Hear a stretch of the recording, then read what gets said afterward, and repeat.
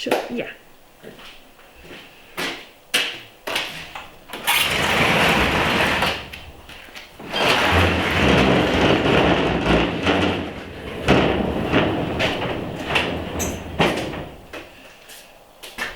Hello, I'm Hugh Lassen. I'm a sculptor. I live in Cherryfield with my wife and 2 kids.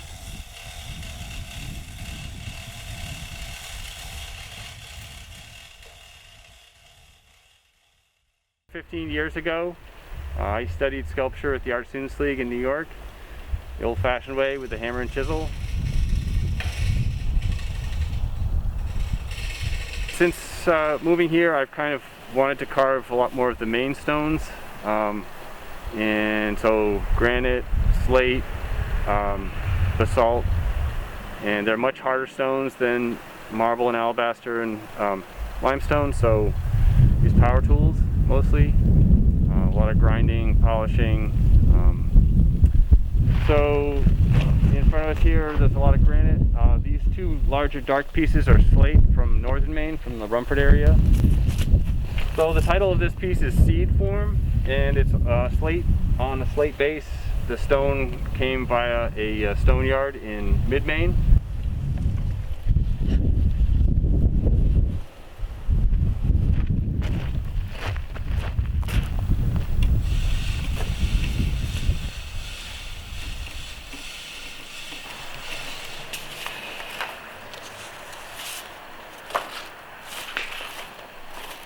So a lot of times I'll do pretty informal, pretty quick drawings. If I have a block of stone, I'm trying to figure out what to do. This is actually some drawings for a piece of pink granite that I had.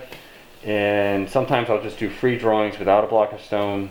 But carving is such a slow process and it's such a big commitment that oftentimes really want to like have some idea of like, oh, this could work as a sculpture before you get going, because you're going to put so much time in.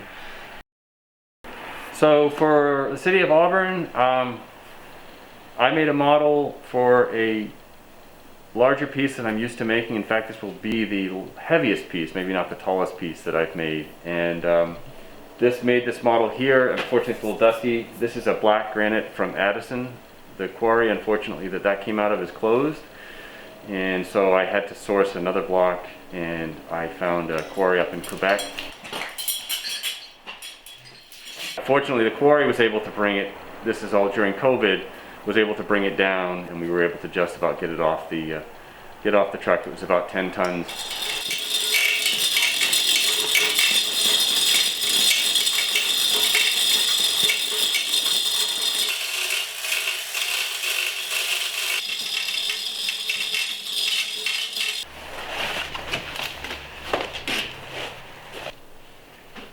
The scale is really exciting. It's like a mountain to climb for me, but it's very challenging.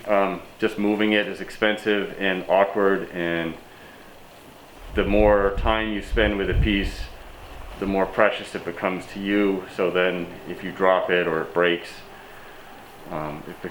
everything goes up in terms of worry and so on. But it's also more exciting.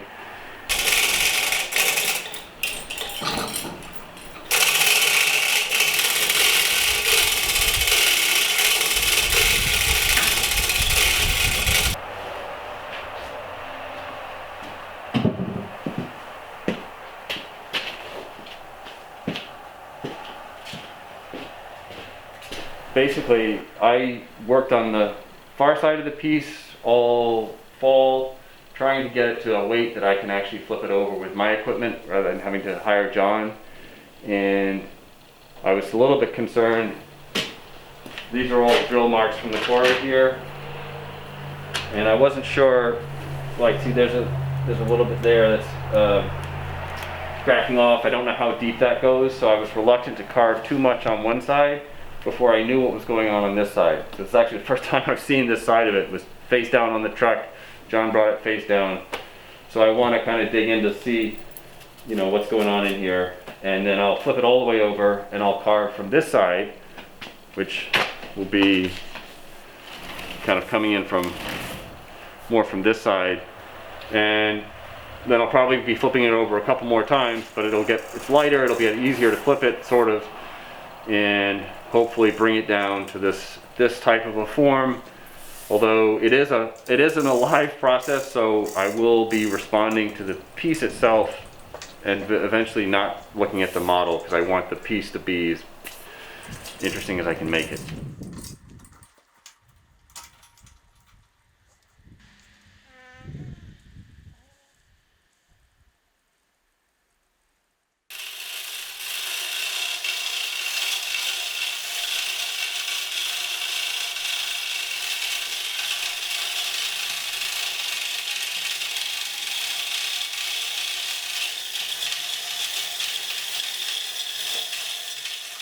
I'm in the sort of direct carving tradition, which is where you start with a block of stone, sort of a Michelangelo tradition, and you just chip away until you get the form that you want.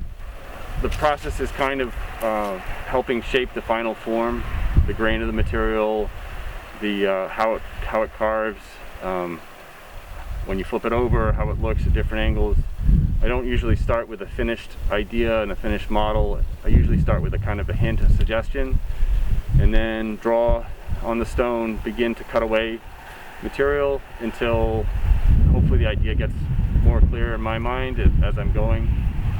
And so a lot of the pieces are sort of a discovery, and some of them are, in my mind, better than others.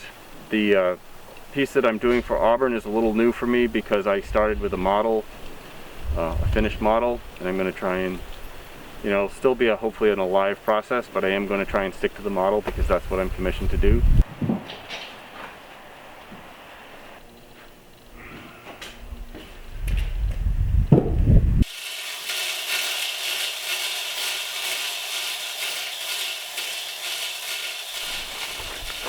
We also have an organic blueberry farm, and this is our field right here, and it's part of a glacial moraine. It's about 12,000 years old, this particular gravel deposit. I'm interested in carving the stones around me. I did start carving a lot of them from the field, but unfortunately, because we burn the field every other year, granite's very brittle when it gets hot, and so there are cracks and stresses, and when you're putting months of work into a piece and then you have a crack, it's kind of disheartening. So now I've been buying stone, but I try and stick with the main stones just because I'm curious to see what we have here. I've kind of keep coming back to granite and the harder stones. They're quite a bit harder to make. The sculpture, the stone is harder, but when you're done, you really are done, and you can sort of move on, and the only thing you have to worry about is bird droppings. So that's why I've stuck with granite.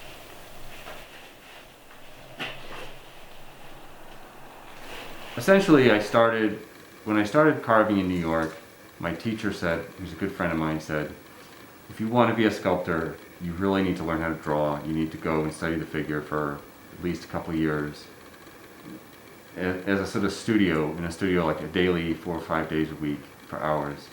And you need to absorb the figure. And then you should get into stone carving, because if you get into stone carving, you're basically going to be doing 3 or 4, maybe 5 ideas a year, and you really need to do a lot of drawings, thousands of them, so that you make a lot of mistakes and you get loose and sort of more visual. And I think that was great advice, and so that was a good way to loosen up and not be hemmed into just a couple of stone carvings a year.